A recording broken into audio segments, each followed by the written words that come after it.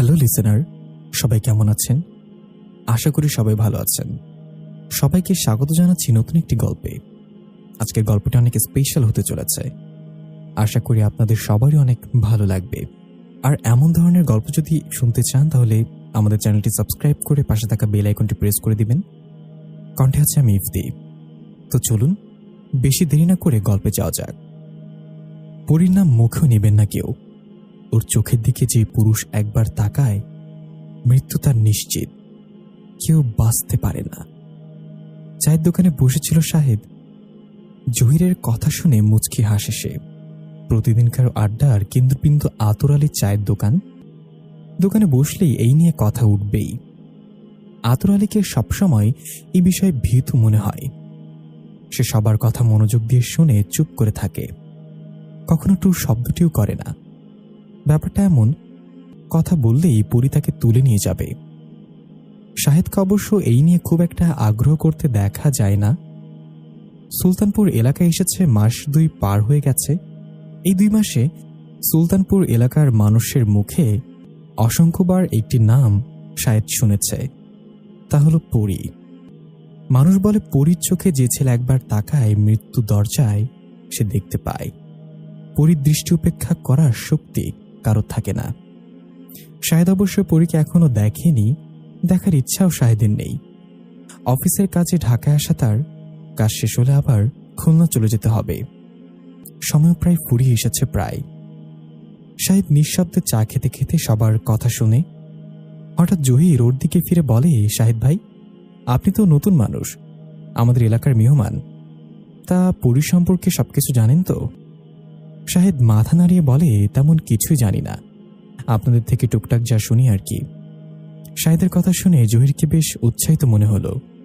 গল্প বলার মতো নতুন কাউকে পেয়ে দোকানদার আতর আলীকে আরেক কাপ চায়ের অর্ডার দিয়ে পা তুলে কাঠের বেঞ্চিতে বসে সে।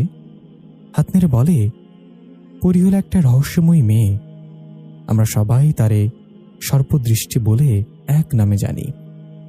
যার দিকে একবার চোখ তুলে তাকায় সে আর এই জগতে বাঁচতে পারে না। আপনার সামনে পড়লে কখনো ওর চোখের দিকে তাকাইবেন না। শাহেদ হাত থেকে চায়ের কাপ রেখে জিজ্ঞাসা করল, তা আপনি কখনো পরীকে নিজের চোখে দেখেছেন? সে দেখতে কেমন, কিংবা স্বাভাবিক মানুষের মতো কিনা? শাহেদের কথা শুনে জহির কিছু দমে গেল। আশেপাশের লোকজনের দিকে একবার তাকিয়ে কিছুটা নরম সুরে বলল, আরে মিয়া, আপনার মাথায় বুদ্ধি নাই? নিজের চোখে দেখতে পাইলে এতক্ষণ তো আমরা কবরে থাকার কথা ছিল, চায়ের দোকানে আড্ডা দেওয়ার কথা তো নয়। জহিরের কথা শুনে আশেপাশে সবাই বেশ জোরে হেসে ওঠে। শাহেদ জহিরের কথায় উত্তর না দিয়ে উঠে দাঁড়ায়। চায়ের বিল মিটিয়ে সবার চোখ এড়িয়ে নিঃশব্দে দোকান ছেড়ে রাস্তায় হাঁটা শুরু করে।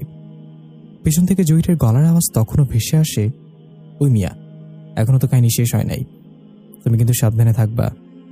মাথায় তো বুদ্ধিশুদ্ধি কিছুই নেই মনে হচ্ছে। রাস্তার মোড়ে বাস এসে দাঁড়াতেই শাহেদ ভিড় ঠেলে উঠে পড়ে। নিত্যদিনের চিত্র, কখনো বাসের ভাঙা স্টিলে এক পা রেখে ঝুলে যেতে হয়, কখনো কপাল ভালো হলে একটু ভেতরে জায়গা পাওয়া যায়। আর শাহেদের কপাল বেশ ভালো, ড্রাইভারের পাশে ছোট্ট একটা ফাঁকা জায়গা খালি আছে। একটু চেপে বসলে বাকি পথ আরামে যাওয়া যাবে। কেউ বসার আগে শাহেদ টুপ করে বসে পড়ে সেখানে। পাশের এক ভদ্রলোকের গায়ে বেশ জোরে ধাক্কা লাগতেই তিনি শাহেদের দিকে দাঁত কিরমির করে তাকায়। শাহেদ মুচকি হেসে রাগের উত্তর দিয়ে বাইরে চোখ রাখে। প্রায় ঘন্টাখানেক দেরিতে অফিসে পৌঁছায় শাহেদ। আর চোখে একবার বড় স্যারের রুমের দিকে তাকিয়ে দেখে তিনি ফোনে কথা বলায় ব্যস্ত আছেন। শাহেদ কাঁধ থেকে ব্যাগ রেখে একটা স্বস্তির নিঃশ্বাস ফেলল। গতকালের কাজ শেষ না করা লাল রঙের একটা ফাইল হাতে নিতেই সহকর্মী আলতাফ সাহেব শাহেদের পেটে মৃদু ধাক্কা মেরে বলে, কি এত দেরি কেন? প্রতিদিন দেরি করলে কিন্তু চাকরি করতে পারবে না তুমি। আলতাফের কথা শুনে শাহেদ হাসে। লাল রঙের ফাইলে লেখার ফাঁকে বলল, আর বলবেন না, বসলাম চায়ের দোকানে, এক কাপ চা খাবো, কিন্তু ওই যে কিনা যেন নাম পরী নিয়ে কেটা যেন নিয়ে কথা উঠল। জয় নামে এক লোক পরীর গল্প না শুনে আমাকে উঠতে দিবে না। আরে ভাই বলেন তো, এই যুগে এসে কেউ এইসব গাঁজাখড়ি কথা বিশ্বাস করে? কথাটা শুনে আলতাফ হোসেন কেমন গভীর মুখে তাকালো শাহেদের দিকে, বলল, ওই যে পরী মেয়েটা তো। আরে ভাই, লোকের কি দোষ বলেন তো? সুলতানপুরে এটা নিয়ে কম রহস্য তো হয়নি। শোনা যায় এখনো সুলতানপুরে রাতের বেলা কেউ একা বের হলে পরীকে দেখতে পাওয়া যায়, তবে যার দিকে চোখ পড়ে সে আর বেঁচে ফিরতে পারে না। শাহিদ এবার লেখা বন্ধ করে বলল, আচ্ছা, এই মেয়েটার নাম পরী হলো কেন? আর মেয়েটা কি আদৌ বেঁচে আছে নাকি ওই রূপকথার গল্পের মতো? আলতাফ হোসেন হঠাৎ উঠে কোথায় যেন চলে যায়। কিছুক্ষণ পর একটা পত্রিকা নিয়ে শাহিদের সামনে এসে একটা জায়গায় চোখ রাখতে বলে। শাহিদ সেখানে চোখ বুলিয়ে বলে, ঘটনা কি সত্যি? শাহিদ মাথা নেড়ে বলল, হ্যাঁ, সত্যি মনে হয়।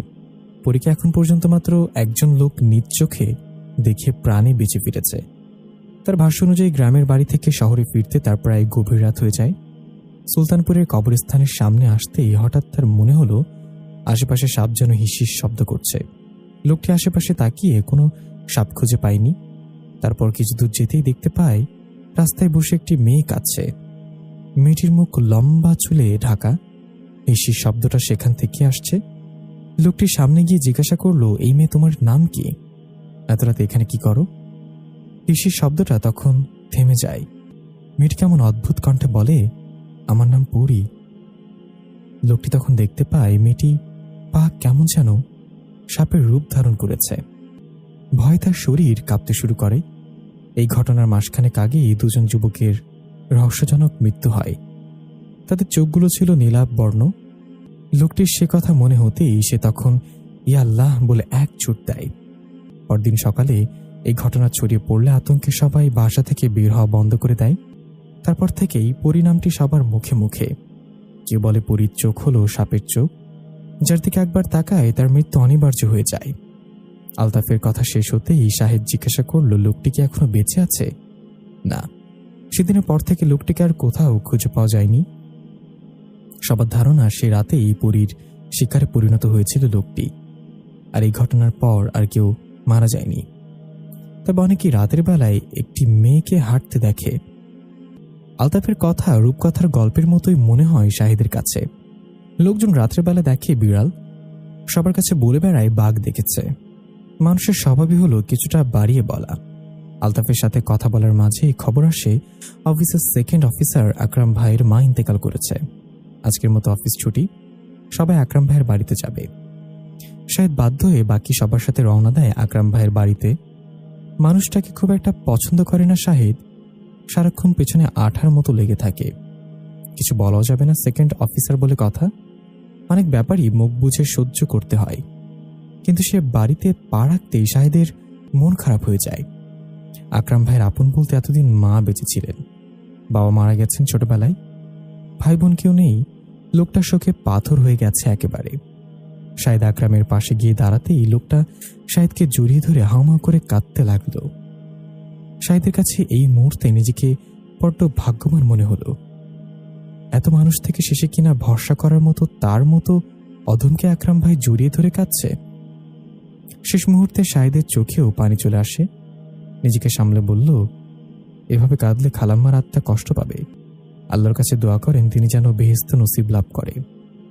শাহিদের সাথে সাথে বাকি সবাই এগিয়ে আসে। লাশ দাফন করতে করতে প্রায় সন্ধ্যা পেরিয়ে গেল। লাশ দাফন শেষে সবাই আকরামের পাশে বসে। আকরাম ছোটবেলা থেকে মায়ের অবদান সবিস্তরে বলে কাঁদে। কেউ কথা শুনে আড়ালে চোখের পানি মুছে। যাওয়ার আগে সবাই একবার আকরামকে সান্ত্বনা দেয়। এশার আজানের একটু আগে সবাই বেরিয়ে পড়ে বাড়ির উদ্দেশ্যে। শাহিদের শরীর তখন ক্লান্ত। ঘড়ির দিকে তাকিয়ে দেখে প্রায় 8টা বেজে গেছে। বাসায় ফিরতে কম করে হলেও ঘন্টা দুয়েক সময় লাগবে। তাড়াতাড়ি পা ফেলতে শুরু করে শাহিদ। মাঝে আলতাফ একবার ডাক দিলেও ব্যস্ততায় এড়িয়ে যায় সে। শেষ গন্তব্যের বাস কপালে চোটে শাহিদদের। সত্যি আজ ভাগ্যটা বড্ড ভালো। আলতাফের সঙ্গে কথা বললে আজ হেঁটে বাসায় ফিরতে হতো। বাসে মাথা এলিয়ে চোখ বন্ধ করে ঘুমিয়ে পড়ে সে। হেল্পারে সে মামা বলে ডাকতেই ঘুম ভেঙে যায়। জিজ্ঞাসা করে, সুলতানপুর আর কতক্ষণ লাগবে? আধা ঘন্টা শুনে বেশ বিরক্ত বোধ হয় শাহিদের।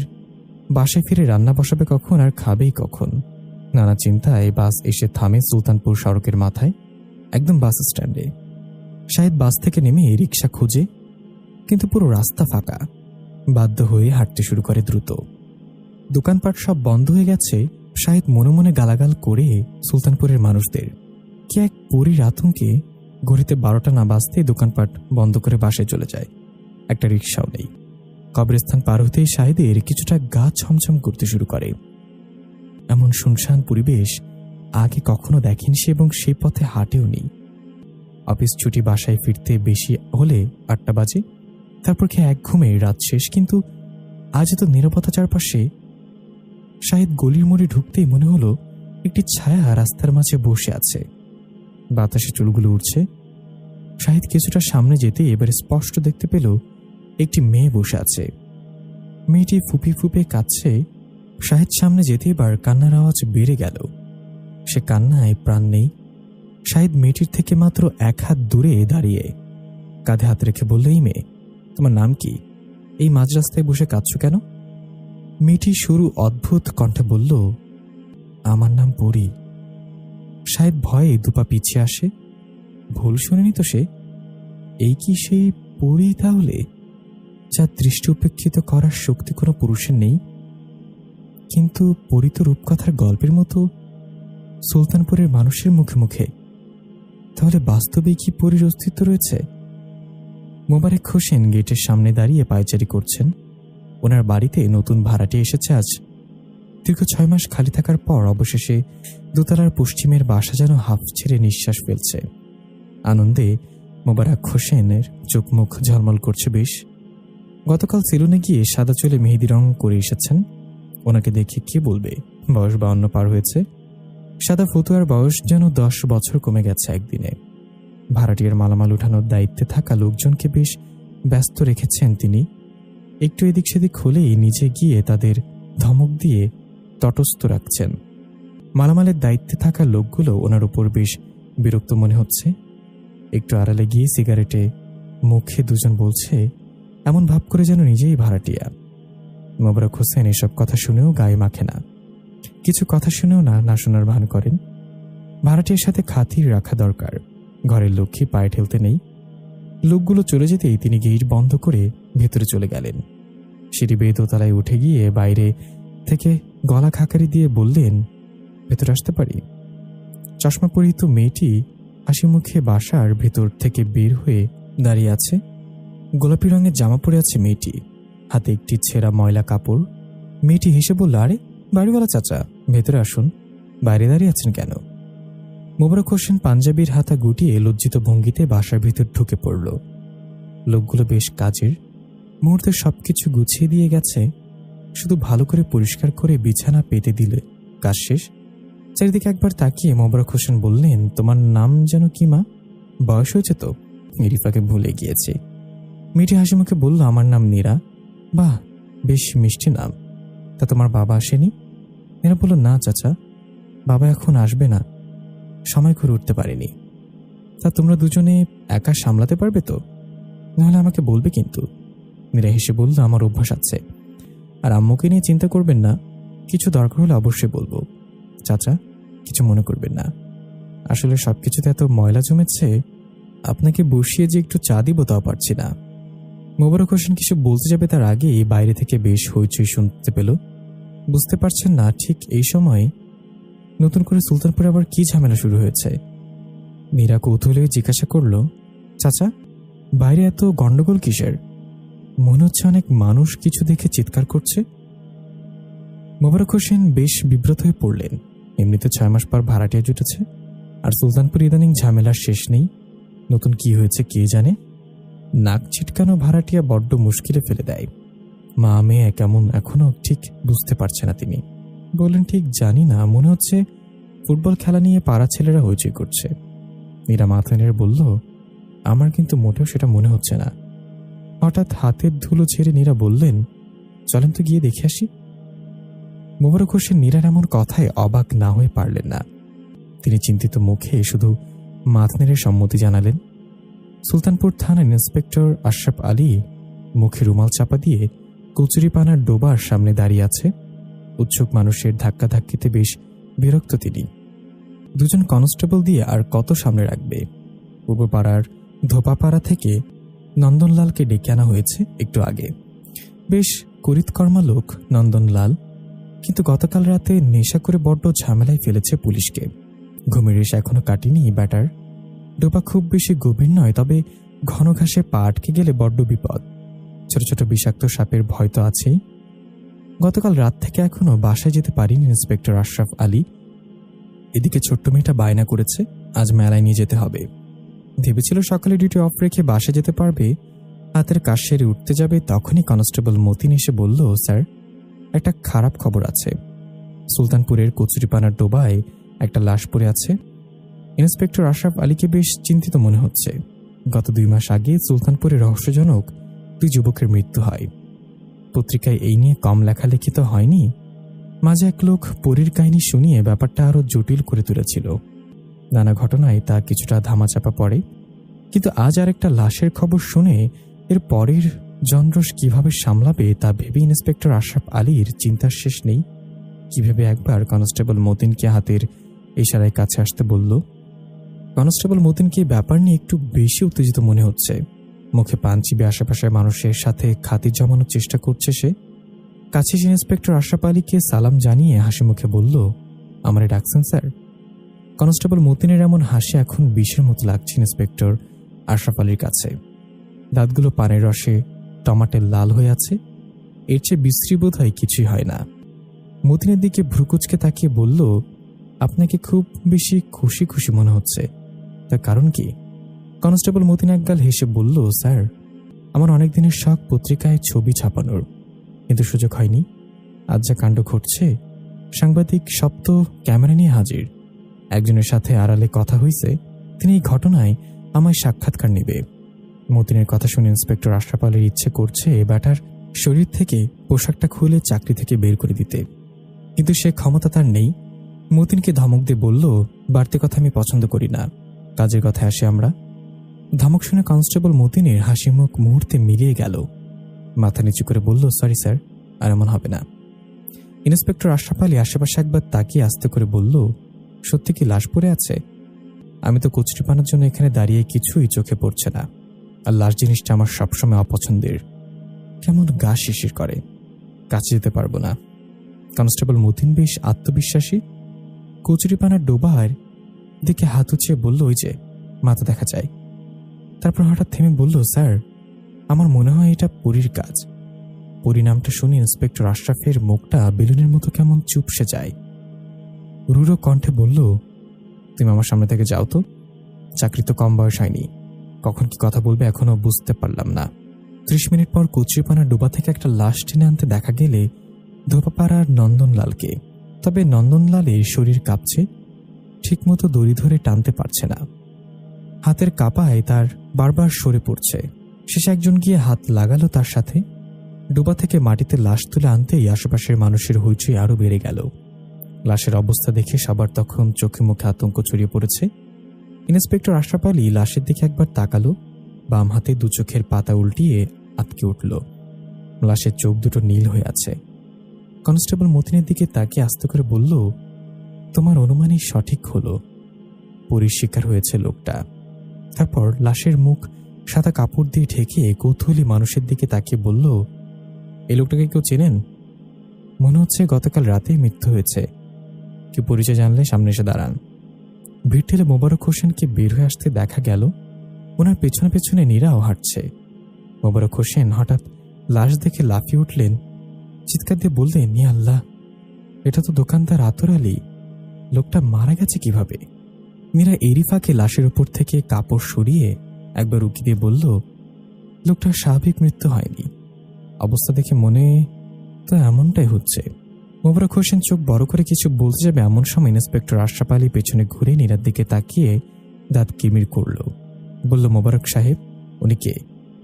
মোবারক হোসেন বললেন, স্যার, আমরা নতুন ভাড়াটিয়া, ওর নাম নীরা, আজ এসেছে সুলতানপুরে। ইন্সপেক্টর আশরাফ আলী নীরার দিকে তাকিয়ে বলল, ভাড়াটিয়ার এখানে কাজ কি? মৃত্যু স্বাভাবিক কি অস্বাভাবিক সেটা আমরা বুঝবো, যত সব আপদ এসে জুটে। নীরা কিছু বলল না। ইন্সপেক্টর আশরাফ আলীকে এড়িয়ে নারকেল গাছের পাশে গিয়ে দাঁড়ালো। জায়গাটি থেকে ডোবার আশেপাশ বেশ ভালো করে চোখে পড়ে। তারপর হাতের তালুতে কি যেন একে ভিড়ের আশেপাশে গিয়ে দাঁড়ালো। দুপুরের দিকে ঘুম ভাঙে সাহেবের। ঘড়িতে তখন 2টা বাজে। বালিশের পাশ থেকে মোবাইল হাতে নিয়ে দেখতে পেল সকাল থেকে আলতাফ 12টা কল দিয়েছে তাকে। গত রাতে দেরি করে বাসায় ফেরাতে আজ সকালে অফিস যেতে পারিনি। কাল অফিস গিয়ে বসের কথা শুনতে হবে ভেবে একটা আফসোসের শব্দ বের হলো শাহেদের মুখ দিয়ে। ঘুম ঘুম ভাবটা কাটতেই গতকাল রাতের ঘটনাটা মনে পড়ে তার। সেকেন্ড অফিসার আকরাম ভাইয়ের বাড়ি থেকে ফিরতে বেশ রাত হয়ে যায়। তারপর সুলতানপুরের কবরস্থান পেরিয়ে যেতেই রাস্তায় একটি মেয়েকে বসে থাকতে দেখা। হঠাৎ পরীর কথা মাথায় আসে। মেয়েটির নাম জিজ্ঞাসা করতে বলল তার নাম পরী। ভয় তখন শরীর কাঁপতে শুরু করে, আর তারপরেই কাঁধে একটা হাতের অস্তিত্ব। পেছনে ফিরে তাকাতেই আতর আলী চাচাকে দেখতে পেলাম।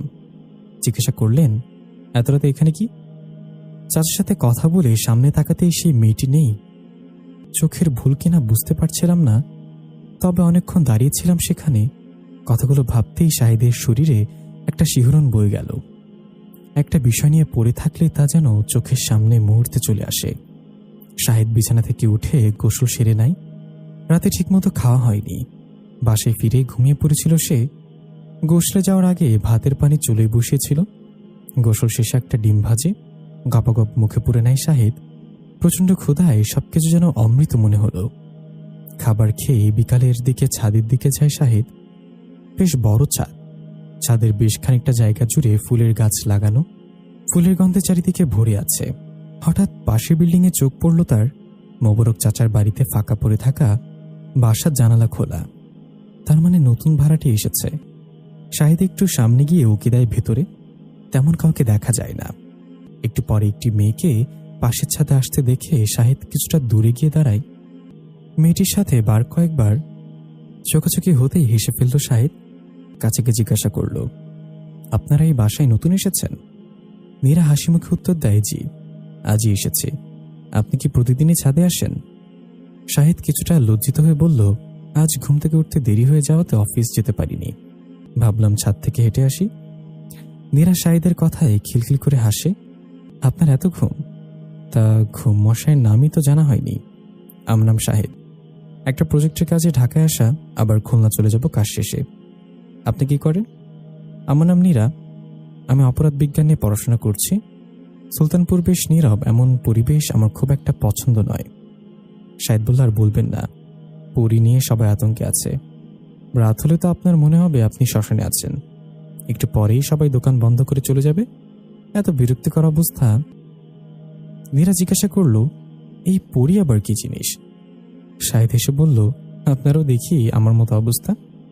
পরী হলো একটা রহস্যময়ী মেয়ে, যার চোখের দিকে তাকাই তার মৃত্যু হয়। তবে পুরুষের সংখ্যা বেশি, এই নিয়ে সবাই আতঙ্কে সন্ধ্যার পরেই বাসায় চলে যায়। নীরা উত্তেজিত হয়ে বলল, জানেন, আজ সকালে কুচিরপানা ডোবা একটা লাশ পাওয়া গিয়েছে। ওনার নাম আতর আলী। লোকটার জন্য খুব খারাপ লাগছে। নীরার কথা শুনে শাহিদ চমকে ওঠে। আতর আলী চাচা মারা গেছে? গতকাল রাতে তো তার সাথে কথা হয়। তাহলে কি সত্যি সেখানে পরী ছিল? শাহিদ আর কথা বাড়ায় না। নীরার সাথে টুকটাক কথা শেষ করে তাড়াতাড়ি ছাদ থেকে নেমে পড়ে। শাহিদের এমন হুট করে চলে যাওয়াতে ভীষণ অবাক হয় নীরা। ইন্সপেক্টর আশরাফ আলী গম্ভীর মুখে বসে আছে। তার হাতে দোকানদার আতর আলীর পোস্টমর্টমের রিপোর্ট এর কপি। চেহারা দেখে মনে হচ্ছে রিপোর্ট দেখে খুব একটা খুশি সে নয়। তার উপর রিপোর্ট তাড়াতাড়ি হাতে পেতে 5,000 টাকা খরচ হয়ে গেছে। হাতের পাশে থাকা বেল চাপ দিতে কনস্টেবল মতিন এসে দাঁড়ালো। ইন্সপেক্টর আশরাফ আলী বলল, রিপোর্ট তো একই কথা বলে। কনস্টেবল মতিন একগাল হেসে বলল, আমি তো আপনাকে আগেই বলেছিলাম পরী ছাড়া কেউ হতে পারে না। ইন্সপেক্টর আশরাফ আলী চিন্তিত মুখে বলল, আচ্ছা, আদালত কি এসব শুনবে? আপনি আর আমি না হয় বিশ্বাস করি, কিন্তু আদালত আমাদের কথা শুনে তো আমাদের উপর চেটে যাবে। আমি বলি কি স্যার, এই ফাইল রেখে দিন। অন্য মামলা আসলে তখন এই টেবিল থেকে ওই টেবিলে চলে যাবে। এত চিন্তা করার কিছু নেই। আশরাফ আলী চেয়ার ছেড়ে উঠে দাঁড়ালো। বাহামাত মুখের চিবুককে নিয়ে বলল, না মতিন, ব্যাপারটা তো সহজ নয়। একটু আগেই উপপুলিশ কমিশনার সাহেব আমাকে ফোন করেছিলেন। বেশ জোর দিয়ে বললেন 3টা রহস্যজনক মৃত্যু হয়ে গেছে, অথচ আমরা কিছুই করতে পারছি না। ওনাকে পরীর কথা বলতেই দিলেন এক ধমক। বললেন আমার বদলির নাকি সময় হয়ে গেছে, এবার সোজা হিলে পাঠাবে। কনস্টেবল মতিন আতকে উঠে বলল, সে কি, একেবারে হিলে পাঠিয়ে দিবে? পাহাড়ে উঠতে বসতে কোমর তো খুলে হাতে চলে আসবে স্যার। ইন্সপেক্টর আশরাফ আলী কিছু বলতে যাবে এমন সময় দেখতে পেল কাঠের দরজায় লাগানো ছোট্ট গেট ঠেলে একটা মেয়ে ভিতরে ঢুকে পড়েছে। মেয়েটির চেহারা দেখে চিন্তা অসুবিধা হয়নি ইন্সপেক্টর আশরাফ আলীর। সকালে কচুরিপানার ডোবায় কথা হয়েছিল। মেয়েটির নাম নীরা। কিছুটা বিরক্ত হয়ে বলল, কি ব্যাপার, আপনি এই সময় থানায়? নারী কনস্টেবল মতিনের দিকে আর চোখে একবার তাকিয়ে চেয়ারে বসে পড়ল। আমার দোকানদার আতর আলীর ব্যাপারে কিছু জানার ছিল, আপনার সাহায্য দরকার। নীরার কথা শুনে দুজনে অবাক না হয়ে পারল না। বাইরের লোক এসে কিনা পুলিশের ব্যাপারে নিয়ে সাহায্য চাইছে। ইন্সপেক্টর আশরাফ আলী বেশ চটে গেল। সকাল থেকে আপনি বড্ড বিরক্ত করছেন। আপনি কে বলুন তো? আপনাকে আমি তদন্তের ব্যাপারে সাহায্য করতে যাব কেন? নীরা স্বাভাবিকভাবে উত্তর দিল, আমি অপরাধ বিজ্ঞান নিয়ে পড়াশোনা করছি, আপনার সাহায্য দরকার আশরাফ সাহেব। নীরার কথা শুনে ইন্সপেক্টর আশরাফ বেশ জোরে হেসে ওঠে। কনস্টেবল মতিনের কাঁধে চাপড় মেরে বলে, আপনি কি আমার সাথে রসিকতা করছেন নাকি? পুলিশ রসিকতা পছন্দ করে না। নীরা ততক্ষণে ব্যাগ থেকে ফোন বের করে কার নাম্বারে যেন ডায়াল করল। তারপর ইন্সপেক্টর আশরাফ আলীর দিকে ফোন বাড়িয়ে দিয়ে বলল, একটু কথা বলুন। ইন্সপেক্টর আশরাফ আলীর মুখে তখনও হাসি। মুচকি এসে বলল, এখন কি আমাকে অধ্যাপকের সাথে কথা বলতে হবে নাকি? কিন্তু ফোন কানিতে এক প্রকার লাফিয়ে উঠে কপালে হাত দিয়ে শুধু স্যার স্যার বলতে থাকে। কিছুক্ষণ পর ফোন হাত থেকে রেখে কপালে জমে থাকা ঘাম মুছে আশরাফ আলীর চেয়ারে বসে পড়ল। নীরার দিকে তাকিয়ে বলল, কমিশনার স্যার আপনার কি হয়? মীরা বলল, সম্পর্কে আমার মামা হন তিনি। ইন্সপেক্টর আশরাফ আলী কনস্টেবল মতিনকে ধমক দিয়ে বলল, ম্যাডামের জন্য চা বানিয়ে নিয়ে আসো। আপনি পরিচয়টা আগে দিলেই হতো, এমনিতেই খুব চাপের মধ্যে, উপর মহল থেকে ফোন দিলে চাকরি যে দফা হয়ে যাবে। মীরা আশরাফ আলীর কথায় মুচকি এসে ওঠে। মীরা বলল, পোস্টমর্টম রিপোর্ট তো আপনার হাতে এসে পৌঁছে গেছে, রাশেকের মৃত্যুর কারণ কি? দোকানদার আতর আলীর পুরো শরীরে বিষে কালো হয়ে আছে, তবে চোখে বিষের তীব্রতা বেশি। ডাক্তারের রিপোর্ট অনুযায়ী প্রথমে চোখে আক্রমণ করা হয়েছে তাকে, তারপর পুরো শরীরে বিষটা ছড়িয়ে পড়েছে, বললেন ইন্সপেক্টর আশরাফ আলী। নীরা কি যেন ভেবে বলল, তার মানে সাপের আক্রমণের তার মৃত্যু হয়। আশরাফ আলী বলল, অনেকটা এমনই। সবচেয়ে অবাক করা বিষয় হলো, এর আগের দুজনের পোস্টমর্টমে রিপোর্টেও একই কথা বলা হয়েছে। নীরা বলল, কিন্তু যদি সাপের কামড়ে তার মৃত্যু হয়, তাহলে কচুরিপানার ডোবায় আতর আলীর লাশ কিভাবে গেল? একটা সাপ নিশ্চয় এত বড় মানুষ টেনে নিয়ে যেতে পারবে না। আর লোকজনের ভাষ্যমতে দোকান থেকে ফেরার পথেই মৃত্যু হতে পারে। সাপ কি তবে বাতাসে উড়ে গিয়ে আতর আলীর চোখে কামড় বসায়? নীরার কথা ইন্সপেক্টর আশরাফ আলীকে বেশ বিচলিত মনে হলো। বলল, এই কথাগুলো যদি একসাথে মিলিয়ে দেখি, তাহলে তো পরি বলে যে আতঙ্ক সবার মাঝে ছড়িয়ে পড়েছে তা সত্যি হতে পারে। নীরা ইন্সপেক্টর আশরাফ আলীর কথায় মাথা নেড়ে বলল, আপনি এসবে বিশ্বাস করেন? ইন্সপেক্টর আশরাফ আলী বেশ নড়েচড়ে বসে বলল, যা অবস্থা করতে হবেই, কিন্তু পরীকে ধরার সাধ্য পুলিশের পক্ষে সম্ভব হবে কখনো? মোবারক হোসেনের বাড়ি থেকে সুলতানপুর থানার রাস্তা মোট মাত্র 5 মিনিটের। ইন্সপেক্টর আশরাফ আলীর সাথে কথা শেষ করে নীরা যখন বের হলো, তখন চারপাশে শুনছান নীরবতা। এমন অবস্থা দেখে তখন শাহেদের কথা মনে পড়ে নীরার। সত্যি বলেছিল মানুষটা, যেন শ্মশানে হাঁটছে সে, কোনো মানুষের চিহ্ন নেই আশেপাশে। নীরা বাড়ির পথে না গিয়ে সুলতানপুরের রাস্তা ধরে হাঁটতে শুরু করে, উদ্দেশ্য আশেপাশে ভালো করে দেখা। ঘণ্টাখানেক হাঁটার পর তেমন কিছুই চোখে পড়েনি তার। উল্টো পথে বাড়ির পথে ধরে হাঁটার মাঝে কবরস্থানের সামনে এসে দাঁড়িয়ে পড়ে নীরা। মনে হচ্ছে কেউ যেন অনেকক্ষণ ধরে পেছন পেছন আসছে।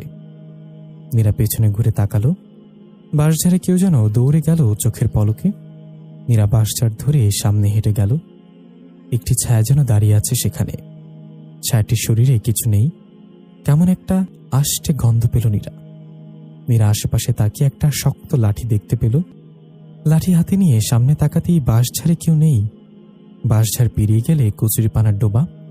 একটা নুপুরের শব্দ যেন খুব দ্রুত ডোবায় নেমে পড়ল। নীরা একবার সামনে গিয়ে আবার পিছিয়ে গেল, ভাবছে এই ঘন অন্ধকারে ডোবার দিকে যাওয়া ঠিক হবে না। নীরা উল্টো ঘুরে একটু সামনে হাঁটতেই দূর থেকে অদ্ভুত কিছু চোখে পড়ল তার। সে যা ভাবছে তাই কি সত্যি? কিছুটা সামনে যেতেই আঁতকে ওঠে নীরা। উত্তেজিত হয়ে বলল, ও মাই গড, এটা তো একটা সাপের খোলস। কিন্তু এত বড় সাপের খোলস আদৌ কি সম্ভব? মীরা মুখ ভার করে মেঝেতে বসে আছে।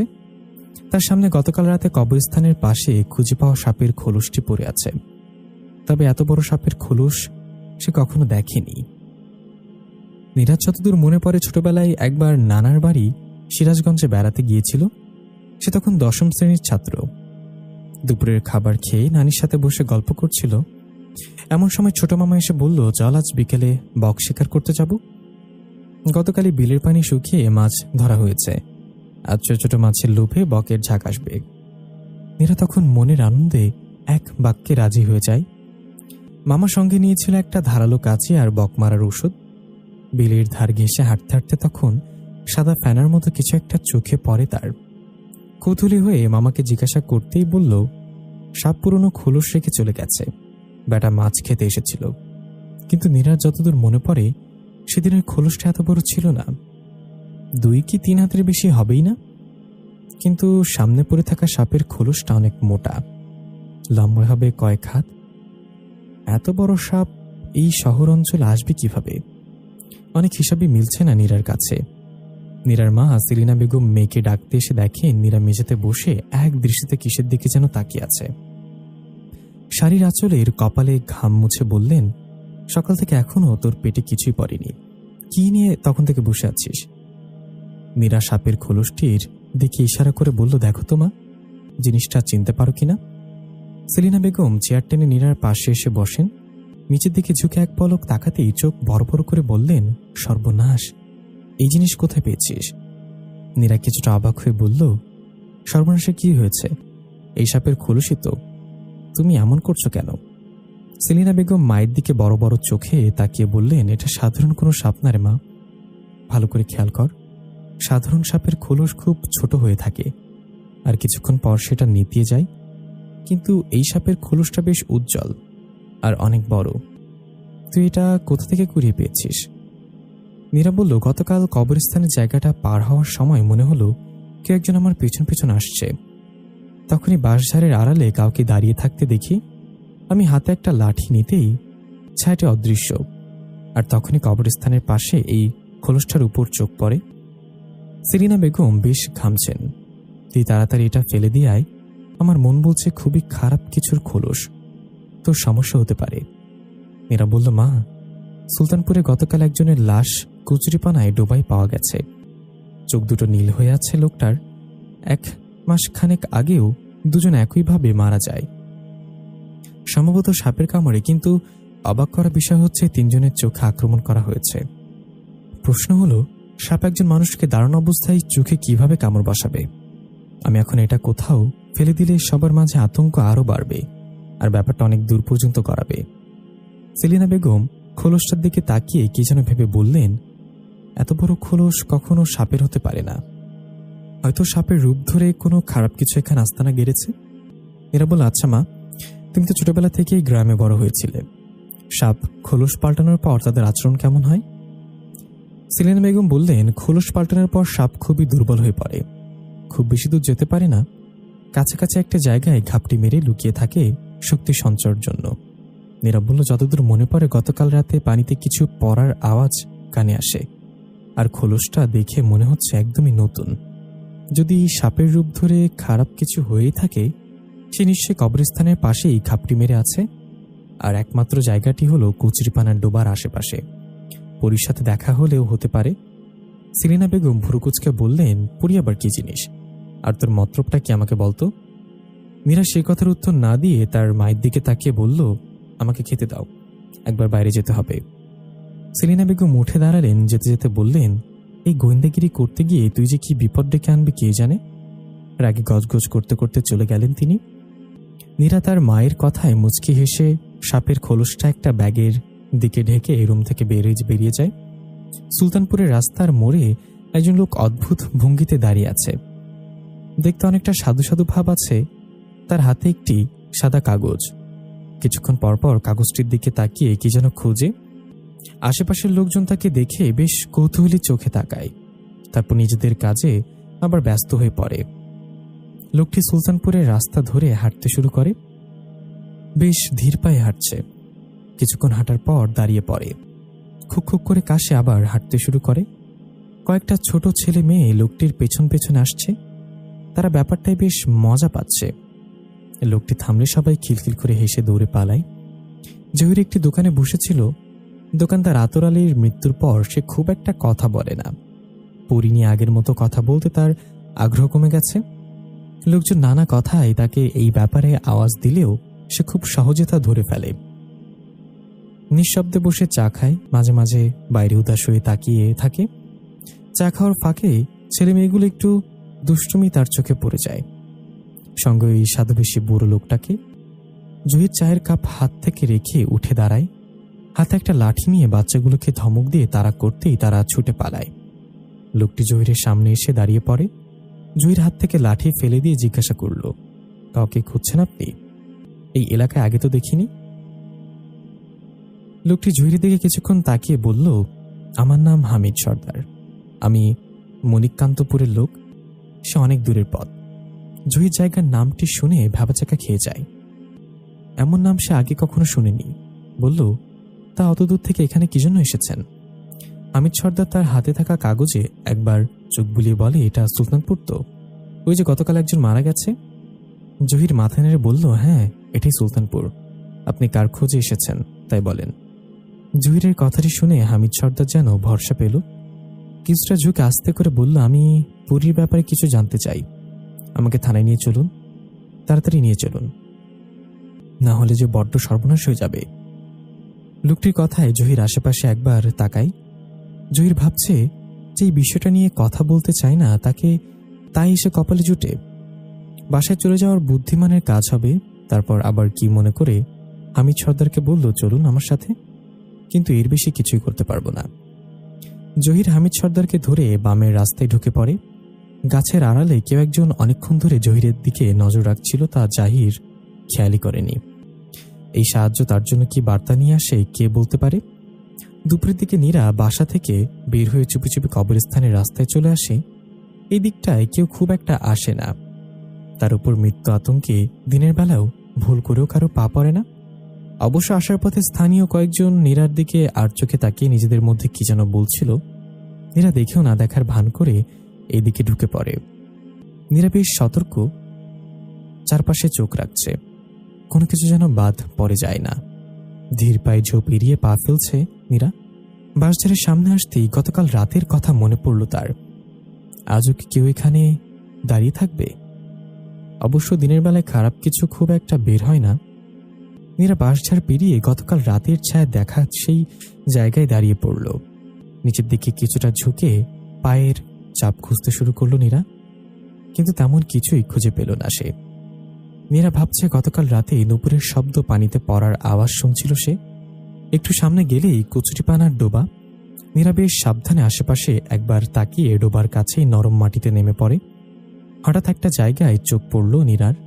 নরম মাটিতে বেশ বড় একটা দাগ একদম ডোবার পানিতে মিশে গেছে। নীরা একটা লাঠি হাতে মেপে দেখে দাগটা। নীরার চোখ ছানা পড়া।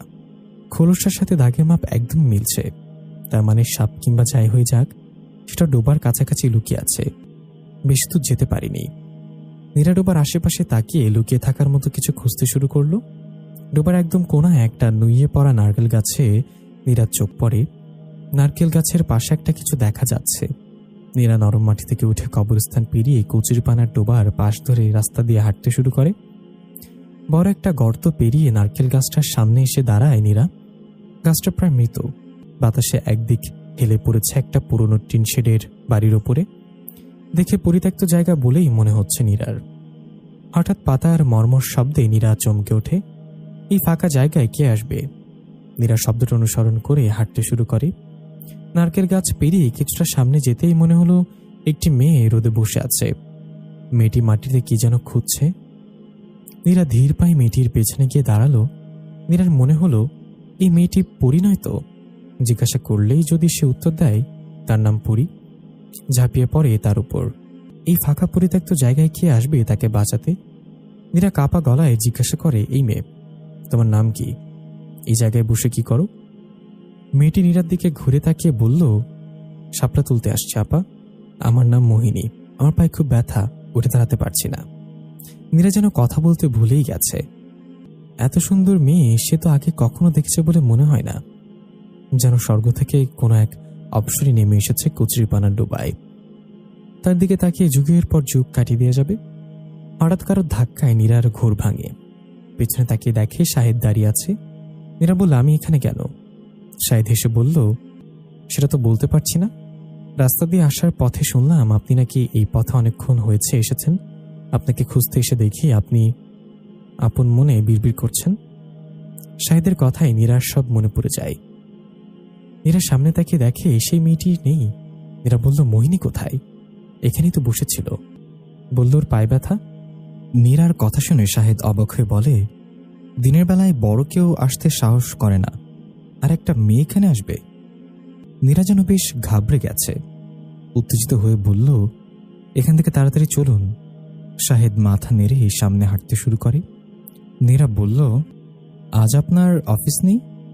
শাহেদ উত্তর দেয়, আমার প্রজেক্টের কাজ শেষ, কাল বা পরশুর মধ্যে খুলনা চলে যাব। নীরাকে যেন কিছুটা স্লান মনে হলো। বলল, তাহলে তো আপনার সাথে আর দেখা হবে না। চলুন, আজ না হয় আপনাকে নিয়ে শহরটা ঘুরে আসি। শাহেদ মুচকি হেসে নীরার কথায় সম্মতি জানিয়ে বলল, আজ কপাল দেখছি বেশ ভালো। পথ চলতে চলতে নীরার তার মায়ের সকালে বলা কথাগুলো মনে পড়ে। সাপ দুর্বল হলে খুব একটা সামনে যেতে পারে না, আর মোহিনী বলেছিল তার পায়ে ব্যথা, হাঁটতে পারছে না। তাহলে কি মোহিনী নামে মেয়েটি সেই পরী? হামিদ সর্দার ছোট্ট একটা সরু পথ ধরে হাঁটছে। চারপাশে শুধু অন্ধকার। তার হাতে সেই কাগজটা নেই। ধুলোতে বারবার নিঃশ্বাস বন্ধ হয়ে আসছে। থানা তো এত দূর হওয়ার কথা না, আর এই অন্ধকারের সরু পথে থানার রাস্তা কল্পনার বাইরে। সঙ্গে সকালে সেই লোকটি তার সাথে নেই। এই অপরিচিত মানুষটি কথা কম বলে, শুধু ইশারায় হাঁটতে হাঁটতে বলছে। ছোট্ট একটা ঘরে ঢুকতেই হামিদ সর্দার থেমে বলল, বাবু, আমি আর হাঁটতে পারবো না, এবার থামুন। সেই তখন থেকে আমায় বসিয়ে রেখে এখন এই সন্ধ্যায় অন্ধকারে কোথায় নিয়ে যাবেন? আমাকে আগের জায়গায় নিয়ে দিয়ে আসুন, আমি আর থানায় যাব না। হামিদ সর্দারের সামনে থাকা লোকটি গম্ভীর গলায় বলল, বললেই তো যাওয়া হবে না, আপনাকে যে কিছুদিন এখানে থাকতে হবে। হামিদ সর্দার কিছু বুঝে ওঠার আগেই লোকটি তাকে চেয়ারে বসিয়ে দড়ি দিয়ে বাঁধতে শুরু করল। লোকটির সঙ্গে জোরাজুরি করে খুব একটা লাভ হলো না হামিদ সর্দারের। বয়স হয়েছে অনেক, এখন সেই লাঠির শক্তি শরীরে নেই, আর এই তাগড়াই লোকটার সঙ্গে সহজে কিছু করা যাবে না। হামিদ সর্দার বলল, আমার অপরাধটা কি? আমি তো শুধু থানায় যাব বললাম। লোকটি বিকট শব্দে হেসে উঠল, বলল, ওই থানায় যাওয়াটা আপনার অপরাধ। আমাদের কাজ শেষ হওয়ার আগে আপনি সুলতানপুর ছেড়ে কোথাও যেতে পারবেন না। কাজ শেষ হলে আপনাকে ঠিক রাস্তার মোড়ে পৌঁছে দিয়ে আসবো। খুন করা আমি খুব একটা পছন্দ করি না, তবে প্রয়োজনে সেটা করতে আমার একটুও হাত কাঁপবে না সর্দার বাবু। হামিদ সর্দার ভয়ে কাঁপতে শুরু করল। কাপা গলায় বলল, আমি কিছু বলবো না, আমি মণিকান্তপুর ফিরে যাব, আমার বউ বাচ্চা আছে, আমি পড়িনি, কিছুই বলবো না। লোকটি এবার কিছুটা শান্ত হয়ে বলল, রাতে আপনার খাবার এখানে পৌঁছে যাবে, চুপ থাকলে আপনার জন্যই ভালো। লোকটি আবার উল্টো দিকে ফিরে আস্তে আস্তে অন্ধকারে মিলিয়ে গেল। লোকটি চলে যেতেই হামিদ সর্দার কাঁদতে শুরু করল। বিড়বিড় করে বলল, উপকার করতে এসে কি বিপদে পড়লাম, কিন্তু ওদিকে যে সব শেষ হয়ে যাবে। জহির বেশ দ্রুত পা চালিয়ে হাঁটছে। লম্বা একটা চাদর দিয়ে পুরো শরীর ঢেকে রেখেছে সে। চাদরের ফাঁকে চোখ বের করে বারবার এদিক ওদিক তাকিয়ে কি যেন দেখছে। হাতে ওষুধের প্যাকেট। সন্ধ্যা থেকে মেয়েটার পেটে ব্যথা করছে। বাসা থেকে যখন বের হয়েছিল তখন দোকানপাট সব বন্ধ। বাধ্য হয়ে বাইরে যেতে হয়েছে। ওষুধ নিয়ে ফিরতে পুরো ফাঁকা হয়ে গেছে আশপাশ। জহিরের হাত কাঁপছে। মনে হচ্ছে এই পথ যেন কয়েক মাইল বাকি আছে, শেষই হচ্ছে না পথ। হঠাৎ তাদের এলাকার স্কুল ঘরের দিকে চোখ পড়ে জহিরের। গত 2 বছর ধরে পরিত্যক্ত হয়ে পড়ে আছে। মেরামত আর অযত্নে এখন তা বন্ধ, কিন্তু পরিত্যক্ত স্কুল ঘরে আলো জ্বলছে মনে হলো তার কাছে। জহির দাঁড়িয়ে পড়ে। ভুল দেখেনি সে, একটা ক্ষীণ আলো বারবার জ্বলছে আর নিভছে। জহির ভাবছে চোর নয় তো, কিন্তু চোর সেদিকে কি করবে? চোর তো মানুষের বাসায় চুরি করবে, স্কুল ঘরে চুরি করার মতো কিছুই নেই। জহির কৌতূহলী হয়ে স্কুলের ঘরের দিকে পা বাড়ায়। শরীর থেকে চাদর সরিয়ে তা কাঁধের ওপর ফেলে রাখে। বড্ড বিরক্ত লাগছে গায়ের ওপর। স্কুল ঘরের সামনে আসতেই কাউকে দেখতে পেল না জহির। নারকেল গাছটা যেন বাতাসে দুলে উঠল। হিসির শব্দ কানে আসতেই পুরনো ভয় পেয়ে বসে জহিরকে। কাপা হাতে চাদর দিয়ে মুখ ঢাকতে গিয়ে মাটিতে পড়ে যায় চাদরখানা। জহির নিচে তাকিয়ে চাদর উঠাতে যাবে এমন সময়ে কালো কুচকুচে পা তার নজরে পড়ে। জহির সামনে তাকিয়ে যেন ভিড়মি খেল। মুখ দিয়ে আপনি বের হয়েছে তখনই জহিরের চাপা আর্তনাদ শোনা গেল। হিসির শব্দটা আস্তে আস্তে ডোবার পাশ ঘেঁষে কোথাও যেন হাওয়া হয়ে গেছে। সকাল থেকে সেলিনা বেগমের শরীর বেশ খারাপ। বিছানা থেকে ঠিকমতো উঠতে বসতে পারছে না। হঠাৎ এমন কেন লাগছে ঠিকমতো বুঝতেও পারছেন না। ভাবছেন একবার নীরাকে ডাক দিবে কিনা। মেয়েটা বোধহয় দরজা বন্ধ করে শুয়ে আছে। সেলিনা বেগম আর সহ্য করতে পারলেন না, বেশ জোরেই ডাক দিলেন নীরাকে। কয়েকবার ডাকার পর নীরা রুমে ঢুকে দেখে তার মা বিছানায় শুয়ে আছে। নীরা এমন অবস্থা দেখে বেশ উত্তেজিত হয়ে পড়ল।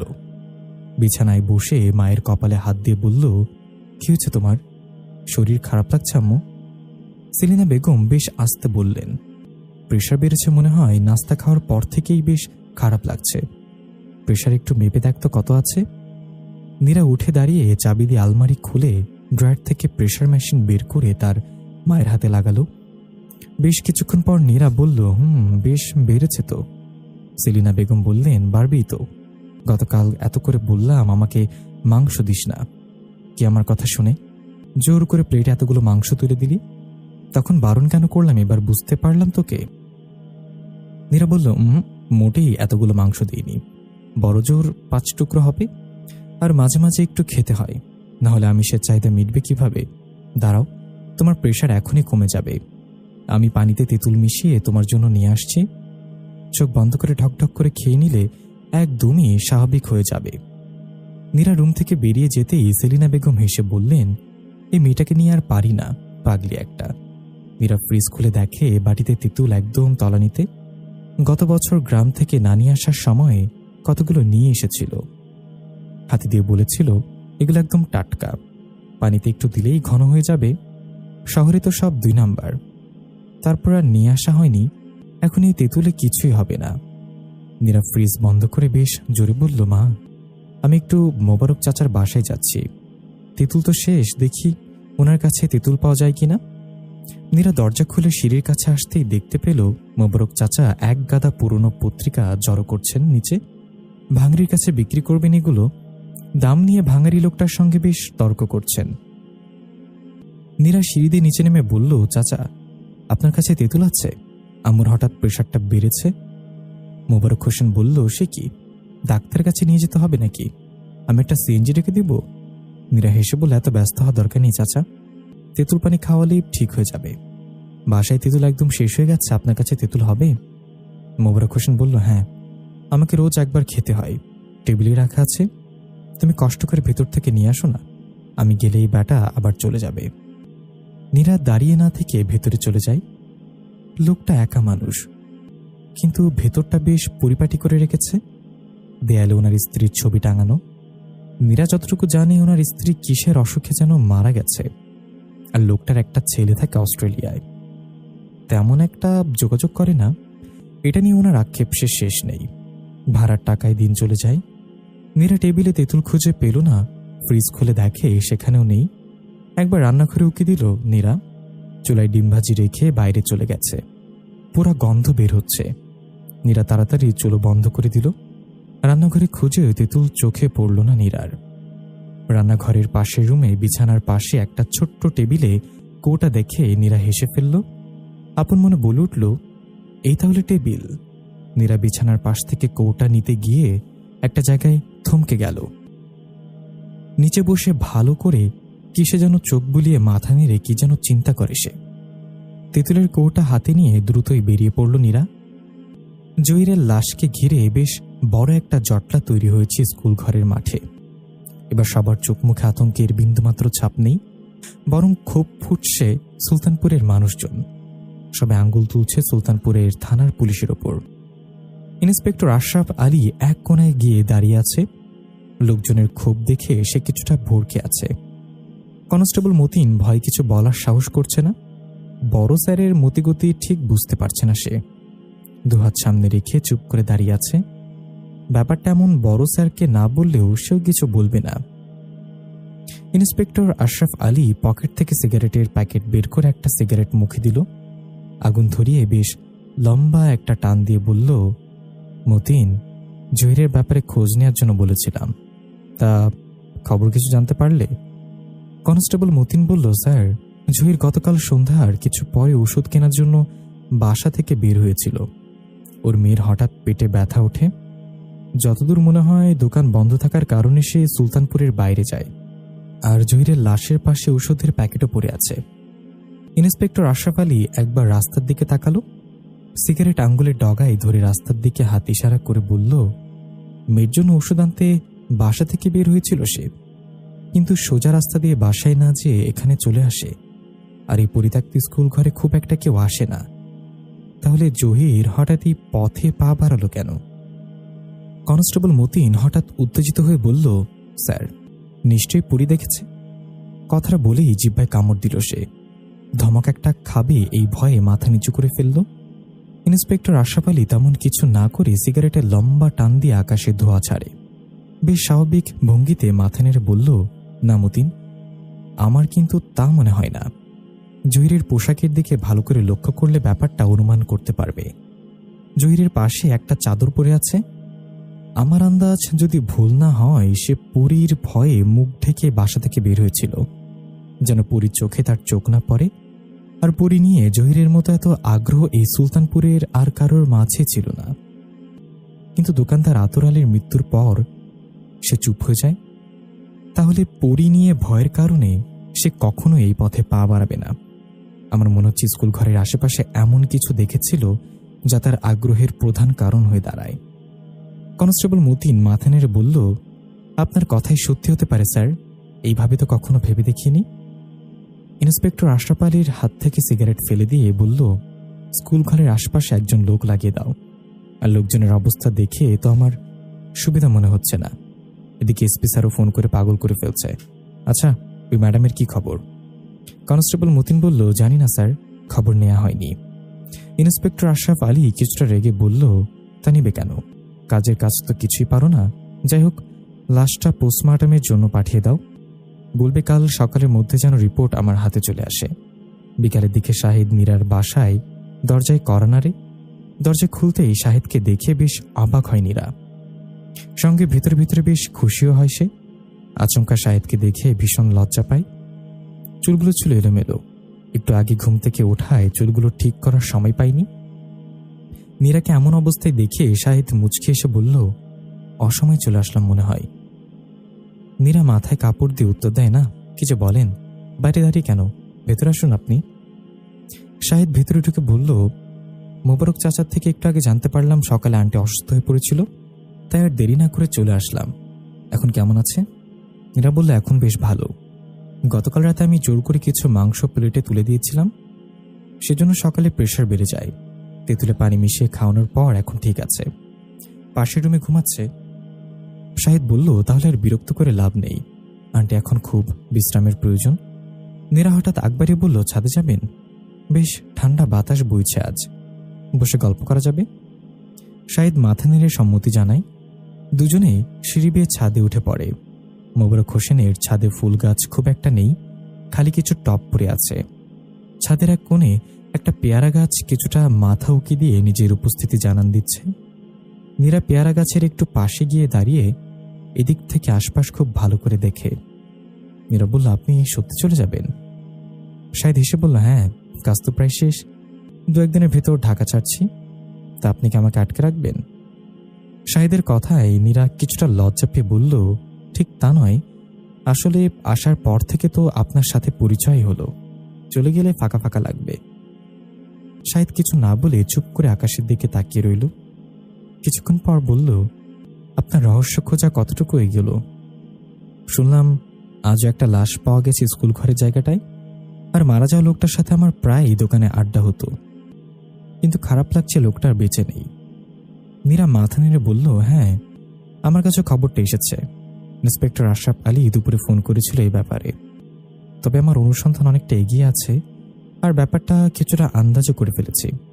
কিন্তু পরী নিয়ে কিছুটা দ্বিধা কাজ করছে আমার মাঝে। পরী আছে কি নেই এই প্রশ্নে পাগল হওয়ার মতো অবস্থা। শাহিদ ভ্রুকুচকে নীরার দিকে তাকিয়ে বলল, আপনার অনুসন্ধানে কি জানতে পেরেছেন? নীরা কথাটা এড়িয়ে গেল। কিছুটা হেঁটে সামনে গিয়ে গুনগুন করে গান গাইছে। শাহিদ অবাক দৃষ্টিতে নীরার দিকে তাকিয়ে আছে। অস্ফুটভাবে মুখ দিয়ে বের হয়ে আসে, কি সুন্দর। মাগরিবের নামাজ পড়ে বাসায় ফিরছেন মোবারক হোসেন। দোকান পেরিয়ে থানার রাস্তায় পা ফেলতেই চারপাশ অন্ধকারে ঢেকে গেল। এই রাস্তায় কারেন্টের পিলার আছে ঠিকই, কিন্তু অকেজো হয়ে পড়ে আছে। মোবারক হোসেন দ্রুত পা ফেলে হাঁটতে শুরু করলেন। আজকাল অন্ধকার ওনার কাছে বেশ ভালো লাগে না। মনে হয় এই বুঝি কেউ এসে গলা চেপে ধরার জন্য বসে আছে। কিছু দূর যেতেই মোবারক হোসেনের মনে হলো একটা ঠকঠক আওয়াজ করে কে যেন তার পেছনে পেছনে হাঁটছে। বেশ অনেকক্ষণ ধরেই আওয়াজটা কানে আসছিল, কিন্তু ব্যাপারটা এড়িয়ে যাওয়ার চেষ্টা করছিলেন। ভয়কে মনে জায়গা দিতে নেই, তাহলে ভয়টা আরও জেঁকে বসে মনের ভেতরে। কিন্তু অন্ধকারে হাঁটার পর থেকে আর পারছিলেন না মোবারক হোসেন। আচমকা দাঁড়িয়ে পড়লেন। তিনি ভাবলেন একবার পেছনে ফিরে তাকাবেন, যা হবার পরে দেখা যাবে। মোবারক হোসেন পেছনে ফিরে তাকালেন। রাস্তায় একটা বিড়ালও নেই, তাহলে ঠকঠক করে হাঁটছে কে? মোবারক হোসেন আবার হাঁটা শুরু করলেন। কিছুক্ষণ পর আবারও ঠকঠক করে কে যেন হাঁটছে মনে হলো ওনার কাছে। এবার আওয়াজটা বেশ স্পষ্ট, সঙ্গে ভারী নিঃশ্বাসের শব্দ। মোবারক হোসেন এবার জোরে ছুটতে শুরু করলেন।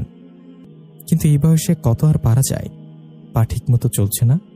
দম ফেটে যেন এখনই রাস্তায় মৃত্যু হবে এমন অবস্থা। তিনি খেয়াল করলেন আওয়াজটা তার সঙ্গে সঙ্গে ছুটে আসছে, যেন পেছনে ফিরলেই দেখা যাবে একটা বিভৎস মুখ তার দিকে তাকিয়ে হাসছে। ইন্সপেক্টর আশরাফ আলী টেবিলে বসে কি যেন লিখছিল। কনস্টেবল মতিন পাশে দাঁড়িয়ে একটা ফাইল দেখে তাকে সাহায্য করছিল। হঠাৎ ইন্সপেক্টর আশরাফ আলী ধর্মর করে উঠে বসে। তার সামনে মোবারক হোসেন এসে হুমড়ি খেয়ে পড়ল। ব্যাপারটা বুঝতে দুজনের কিছুটা সময় লাগে। টেবিলে থাকা কাগজপত্র সব নিচে পড়ে গেছে। ইন্সপেক্টর আশরাফ আলী বলল, কি মশাই, বাঘ দেখেছেন নাকি? এভাবে কেউ গায়ের উপর এসে পড়ে? মোবারক হোসেনের নিঃশ্বাস ফেলতে বেশ কষ্ট হচ্ছে। বুকে হাত দিয়ে শুধু বললেন, পরী তারা করেছিল, আমাকে মেরে ফেলবে। পরীর কথা শুনতে ইন্সপেক্টর আশরাফ আলী কোমরে গুজে থাকা পিস্তলটা হাতে নিয়ে বললেন, কি? পিস্তলের সামনের দিকে তাক করে ছুটে চলল বাইরে। আশেপাশে তাকে তেমন কিছুই দেখতে পেল না ইন্সপেক্টর আশরাফ আলী। আটচারটা অন্ধকার রাস্তায় আসতে এবার উল্টো ভয় পেয়ে বসে তাকে। কপাল বেয়ে থরথর করে ঘাম বেড়ে পড়ছে। বিড়বিড় করে বলল, অশরীরীর কাছে পিস্তলকে কোনো বাধা হয়ে দাঁড়াতে পারবে? মীরা বিছানায় শুয়ে আছে।